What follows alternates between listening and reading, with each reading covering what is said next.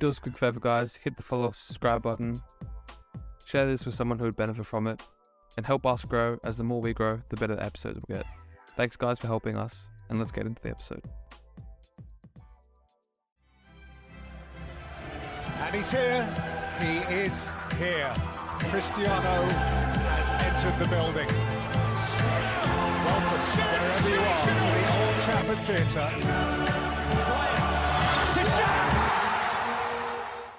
Welcome back to this episode of the SCULPTED podcast. Today we are going through Developing a Growth Mindset by Dweck. Now this is a TED talk as usual, and this is one that I have, maybe one of my first TED talks even, that I went and listened to. And if you have listened to a previous episode before, you would know that I think also this was my first book called Mindset, and I read it over, no, it'd be my second book, and I read it over to Germany the first time, so when I was 15 years old. Now, anyways, let's get straight into it.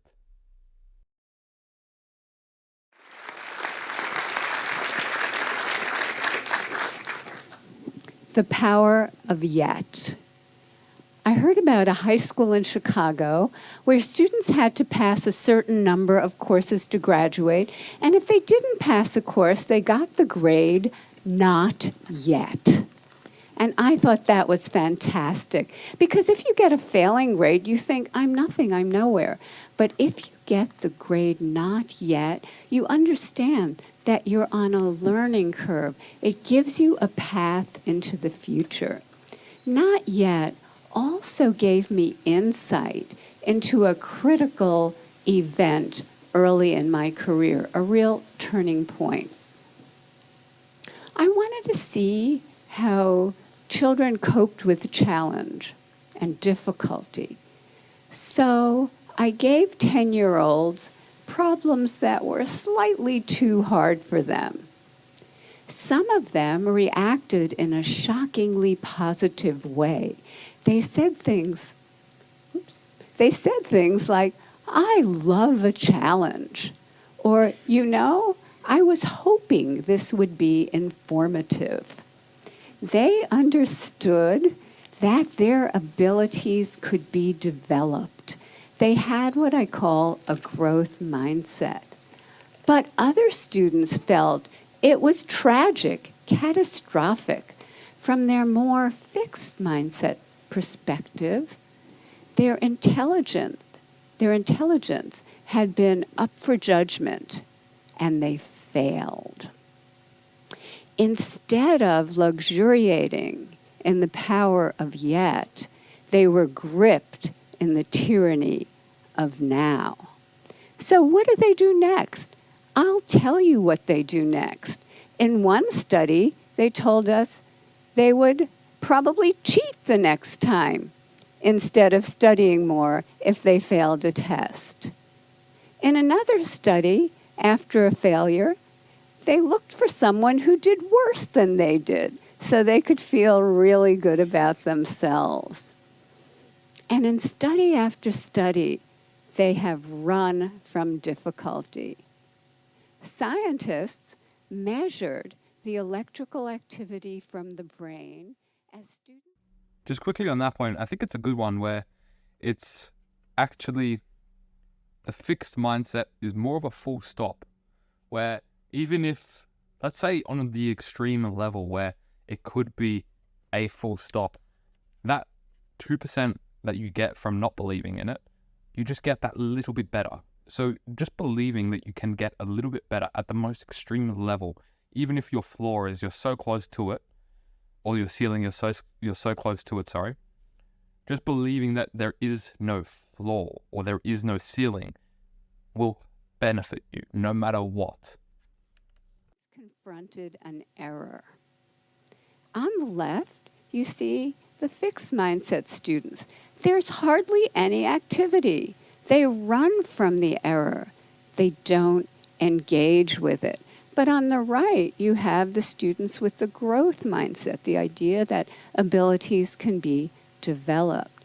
They engage deeply. Their brain is on fire with yet. They engage deeply. They process the error.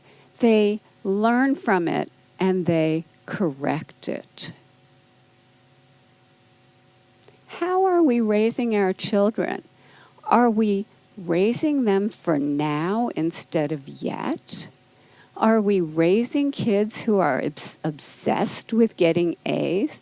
Are we raising kids who don't know how to dream big dreams? Their biggest goal is getting the next A, or the next test score? And are they carrying this need for constant validation with them into their future lives? Maybe because employers are coming to me and saying, I want to just add a quick note here, which is, as Carl Dweck said that, an analogy came into my head where you've got the two miners next to each other, and one is so close to the diamonds, and then the other one has just found diamonds. And what that is they're on the same pathway, they're on a similar linear, I guess you could say, and the process is the exact same, right? They're removing the dirt from in front of them. So they're doing the same process, yet only once one person has found the full stop, you could say, which is the end goal, only yet they are then praised. So going off that, what Carl Dweck is saying is essentially the process of digging is what should be praised. It doesn't change. That process of digging is the exact same process that you can do to get the reward, but also fail. But the main emphasis is you're doing what you need to do to get where you want. Therefore, you need to be praised for that rather than being praised for getting the end result. Because, for example, on the mining one, if one guy just started in a different position to the other guy, then just by chance, one is closer than the other, right? So they're both digging, one is closer than the other, one started closer than the other, and just because one started closer than the other, the process of digging got them quicker to where they wanted to go. But that same person who was digging but who started further away is doing the exact same thing. They never knew when they were going to get to the end goal. But why is it that only one gets praised for it? So what Carl Dweck is saying is praise the process. I've already raised a generation of young workers who can't get through the day without an award. So, what can we do? How can we build that bridge to yet? Here are some things we can do. First of all, we can praise wisely, not praising intelligence or talent. That has failed. Don't do that anymore, but praising the process that kids engage in. Their effort, their strategies, their focus, their perseverance, their improvement. This process praise creates kids who are hardy and resilient. There are other ways to reward yet. We recently teamed up with game scientists from the University of Washington to create a new online math game that rewarded yet. In this game, students were rewarded for effort, strategy, and progress. The usual math game rewards you for getting answers right now, but this game rewarded process. And we got more effort, more strategies, more engagement over longer periods of time, and more perseverance when they hit really, really hard problems. Just the words yet or not yet, we're finding, give kids greater confidence. Give them a path into the future that creates greater persistence. And we can actually change students' mindsets. In one study, we taught them that every time they push out of their comfort zone to learn something new and difficult, the neurons in their brain can form new, stronger connections, and over time, they can get smarter. Look what happened. In this study, students who were not taught this growth mindset continued to show declining grades over this difficult school transition. But those who were taught this lesson showed a sharp rebound in their grades. We have shown this now, this kind of improvement, with thousands and thousands of kids, especially struggling students. So let's talk about equality. In our country, there are groups of students who chronically underperform. For example, children in inner cities or children on Native American reservations. And they've done so poorly for so long that many people think it's inevitable. But when educators create growth mindset classrooms steeped in yet, equality happens. And here are just a few examples. In 1 year, a kindergarten class in Harlem, New York, scored in the 95th percentile on the National Achievement Test. Many of those kids could not hold a pencil when they arrived at school. In 1 year, fourth grade students in the South Bronx, way behind, became the #1 fourth grade class in the state of New York on the state math test. In a year to a year and a half, Native American students in a school on a reservation went from the bottom of their district to the top. And that district included affluent sections of Seattle. So the Native kids outdid the Microsoft kids. This happened because the meaning of effort and difficulty were transformed. Before, effort and difficulty made them feel dumb, made them feel like giving up. But now, effort and difficulty, that's when their neurons are making new connections, stronger connections. That's when they're getting smarter.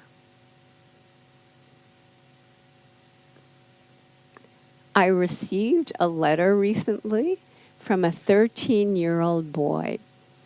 He said, "Dear Professor Dweck, I appreciate that your writing is based on solid scientific research, and that's why I decided to put it into practice.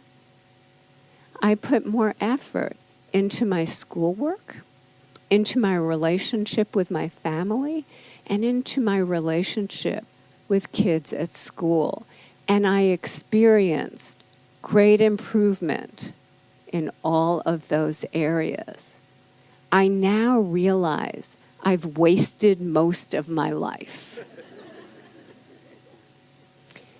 Let's not waste any more lives, because once we know that abilities are capable of such growth, it becomes a basic human right for children, all children, to live in places that create that growth, to live in places filled with yet.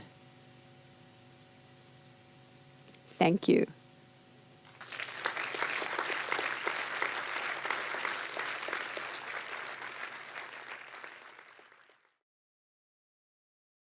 I really like Dweck, and I think that the mindset book was such a fundamental piece to the foundation of my mental awareness, I think.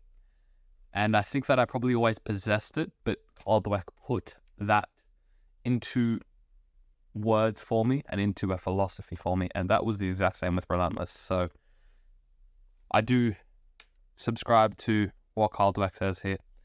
And I think most people are quite familiar with this philosophy. I do run across people who have no consciousness of this philosophy, and you can actually pretty much tell. And it's something where you will see the results of them be less favorable because of their beliefs. And it's a very, very simple fix. I think that it can change a lot. Well, it does change lives, and it changed mine. And with that being said, I hope you got something of value. If you haven't heard of Dweck before, definitely read the book Mindset and learn more about it. It's a simple philosophy, but I think it's very true. Anyways, I hope you got something out of this one, and I'll see you tomorrow.